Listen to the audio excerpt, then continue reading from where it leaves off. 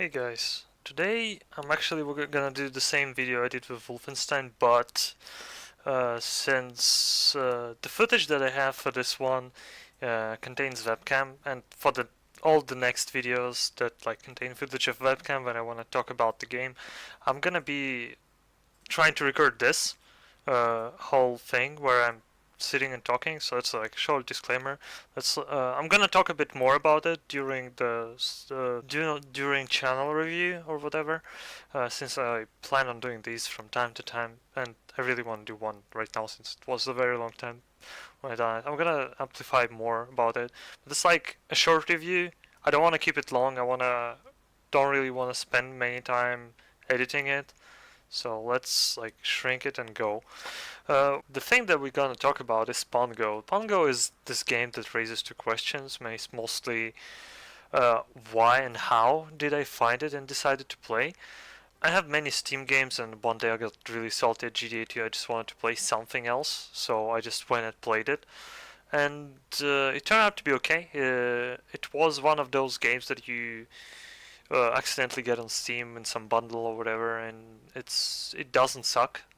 It's actually playable. I will go through goods and bads, but first of all, like Steam on the current day is such a shithole that 90% of games or something of Steam are just trash. Asset flips, games that made by like two people thrown in there because when it was Greenlight, how much did you need? Like $100? I have no idea how much you need now when it is Steam Direct. But anyway, you can get there pretty easily, and then you can make your game sell at least with like how are they, trading cards. That's why I have so many games on Steam, like 700 plus, because I buy bundles and the cheapest games that are available. But that's not the point. Out of these games, like I have a very big chunk of games. Very big chunk of them is RPG Maker games, which I don't even know if are worth playing. They have good reviews, but they're like all kind of like, you know how there is a lot of storytelling games. That's like kind of one of those things. And it's like kind of the same story, but with different characters and environment, maybe some different idea put as a core, but in the end it's just the same. So this game kind of struck me because at first it looked like Lovely Planet, I believe. Yeah, that's exactly what I said, I believe, during like my first 10 minutes. It looks like Lovely Planet. And in a way it does. It's like a platformer where every enemy is like kind of friendly looky. You have these like cubes, you have the triangle, like these thingies. It's not really triangle, I know. Then there are like these rolling things which I called Uganda knuckles during my playthrough. For some reason they kind of look like those big fat knuckles thingies. So yeah, enemies in this game, like there is a variety of them. They're kind of pointless. They mostly there to create trouble.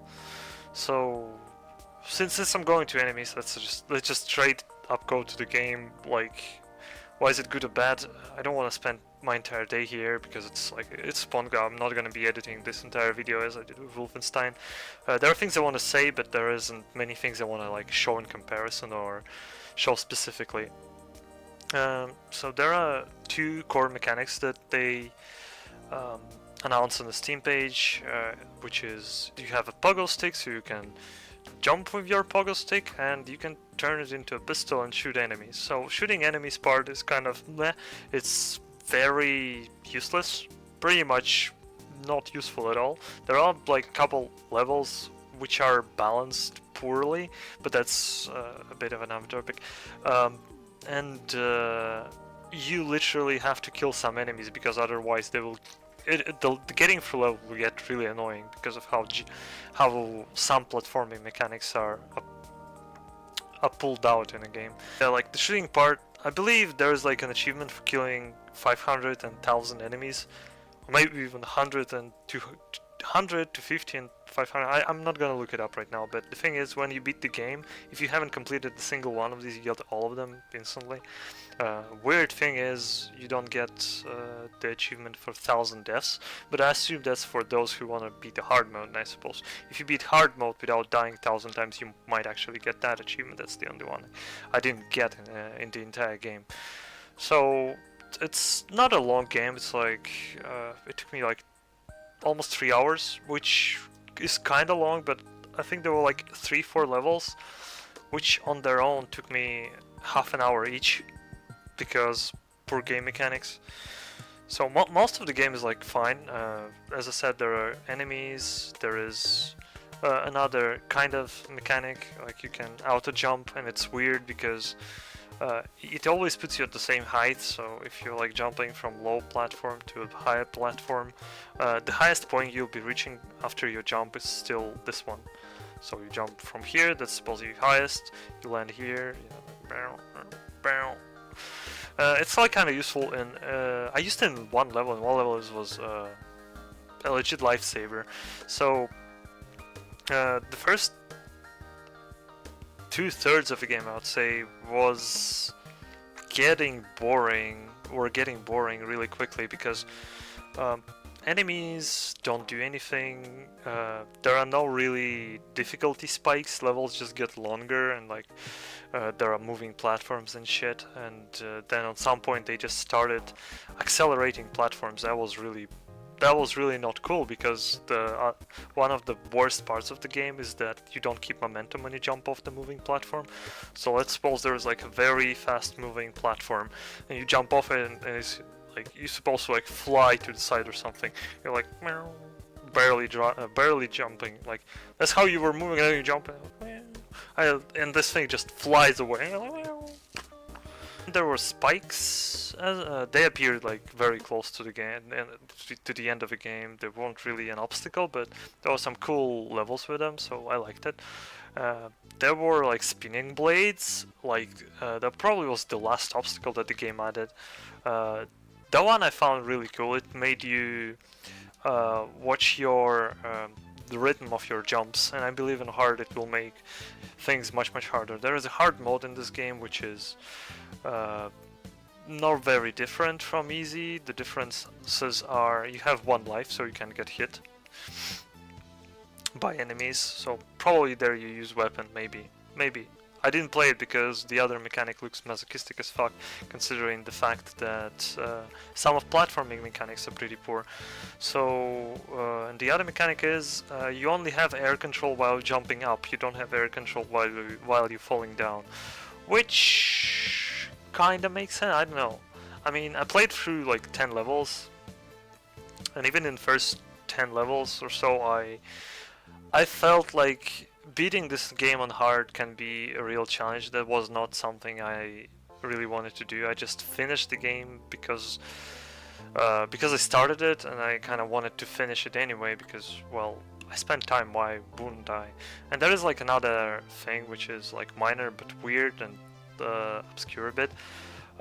When you go to the menu, you like look up level number, you go to the latest level, you think that's the level where you stopped. In fact, it's not. Levels going in a random order. That's why difficulty spikes aren't really fair in the game. So for example, I was like on level 29, then I jumped to like 18, then 19, then like 25, then 30 something. I'm not entirely sure why that happened, if it's programmed badly or something went wrong for me. I have fairly no idea. But yeah, that's that. The funny thing is, the game isn't horrible. I would actually recommend playing it. It's a decent platformer, decent way to prepare for something really obscure like getting over it, which punishes you for failing and makes you try again and again. So I think it's Pongo is kind of like that in a way. It's way more simple, but of course on hard difficulty it can be challenging, but most of the challenge I would say will come from the poor jumping mechanics. The game has a very good soundtrack. There are like 4 songs I believe or so, like 4 maybe 5. 2 of them really rock. If if this thing is like on SoundForge or SoundCloud or whatever the thing called, and you can like buy it for whatever amount you want to pay to the artist, I think it's worth like $2 maybe. It's a decent soundtrack. And yeah, it kind of felt like one of those games that when you get to the credits, you see that there aren't actually many developers. There's like 5 or so, and like a guy who wrote music. I'm sorry. That really made me think in the end. Actually, it made me think not in the end, but like a couple days ago when I was talking about Pongo on GTA stream. That game, which kind of looks like nothing special, and to be honest, isn't really anything special, makes for gameplay and graphics that are somewhat appealing and where you want to like keep going until you finish it, even if the ending isn't satisfying. I mean, ending level wasn't anything special. Also, there were some really cool levels close to the end of the game. I like them. I like some level design in the game, even though it's very simplistic. It's like all consist of a 6-edged shapes, hexagons. I think that'll be hexagons. Like every level is a connection of many hexagons, and you like jump through them, and there are platforms which also connect off hexagons. Like it's as simple as it can be. It just feels like one of those games that are made on, you know, they're like make a game in 24 hours, like challenges or something, where they then decide who's the winner and he takes the prize. People do these things. It's actually surprising how much people can do in 24 hours. Like you look at this game, you're like, I mean, I'm not sure if it is. I didn't look it up. It kind of felt like one. It could have been. I've seen the others that were done in 24 hours on like already existing engine, like Unity. Unity is mostly done for those. And like people in 24 hours come up with, or maybe they have it. Maybe they have idea at the start. So they come up, they program things, they put it all together, and it doesn't look like a shitty asset flip that doesn't achieve anything and doesn't make you feel good for finishing it. It doesn't have any interesting ideas. Well, this game actually tried some of them. Yeah, it was enjoyable. I would recommend you trying it, maybe if you have it for some reason. Out of those really cheap platforming games on Steam, it's like way above Brilliant Bob. Brilliant Bob isn't good. It's one of those games you probably also never heard about, but the game isn't good. The platforming mechanics suck in that game. This game does 3D platforming in a way better way than Brilliant Bob does. You kind of feel when you're landing on something. So yeah, Pongo is not bad. It's 5 out of 10, maybe 5.5 out of 10. Nothing special, but when you see some games being released and being half-assed or just made for no reason at all, you can kind of see a spark of a creative process being thrown into this one, and you know, it's okay. It doesn't hurt you. So yeah, I guess that's everything I have to say about Pongo. See ya.